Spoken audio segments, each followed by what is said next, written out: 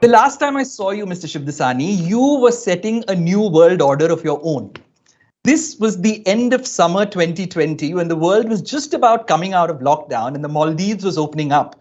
And you got online promising Indian travelers a private jet to fly directly into an airstrip close to your resort, bypassing the busy airport at Malé and avoiding any unnecessary contact. You also promised something that I've never heard anyone promise before.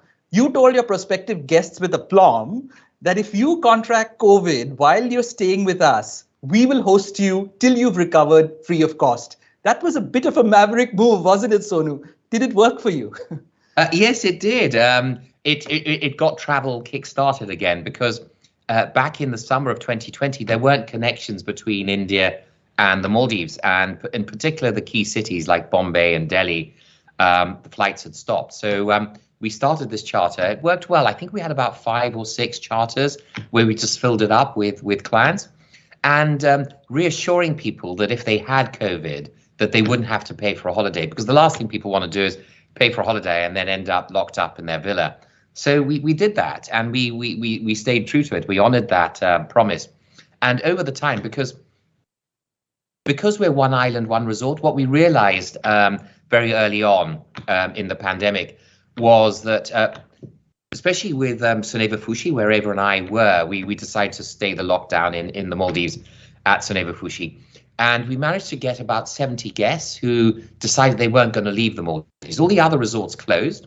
We deliberately decided to stay open at Soneva Fushi because what we realize is that the true asset of Soneva, it's not the largest lead-in villas in the world or the elaborate selection of sort of dining options or the spas we created when I founded Six Senses and the general wellness that we offer. It's the magical service that the people that occupy our properties create, and they're our asset. So we couldn't just close our resorts, let them go home, not pay them, give them notice, and not tell them when they'd ever get a job again. So they were staying with us. And so we kept our doors open, and we found that there were a lot of guests who were in the Maldives were being kicked out of the resorts they were at. And so they all ended up and stayed with us for about 2 to 3 months. And we realized this idea of one island, one resort, where no one came in and out, you got your private island, there was no COVID because everyone had been there for 14 days, was such bliss, because the rest of the world, you saw lockdowns, people in their homes, in masks, no social contact at all. And here were we, 70 lucky people on this beautiful Eden, interacting with each other, going out for drinks on a Saturday evening, having a quiz night, big dinner parties, drinks parties.